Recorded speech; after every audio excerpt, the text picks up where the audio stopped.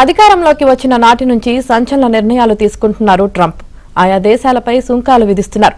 ఇప్పటికే Mexico, కెనడాపై 25% tariff విధించగా తాజాగా ఉక్కు, అల్యూమినియం దిగుమతులపై 25% సుంకాలు విధిస్తున్నట్లు ప్రకటించారు. ట్రంప్ కెనడా, మెక్సికో సహా ప్రపంచ దేశాలన్నిటికీ ఇది వర్తిస్తుందని, దీనిపై త్వరలోనే ఆదేశాలిస్తామని తెలిపారు. ఈ ప్రకటనపై ఫోర్డ్ సీఈఓ జిమ్ ఫర్లీ ఆందోళన వ్యక్తం చేశారు.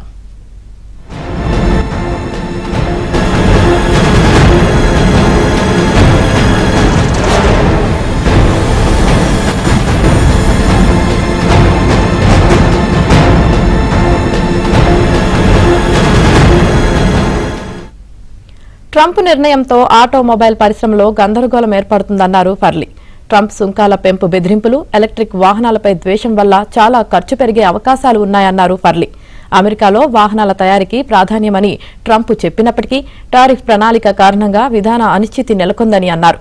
ఇక ఎలక్ట్రిక్ వాహనాలకు అనుకూలంగా ఉన్న పన్ను క్రెడిట్లను ట్రంప్ వెనక్కి తీసుకుంటారా, కొనసాగిస్తారా అనే విషయంపై ఎటువంటి స్పష్టత లేదని ఫర్లీ తెలిపారు.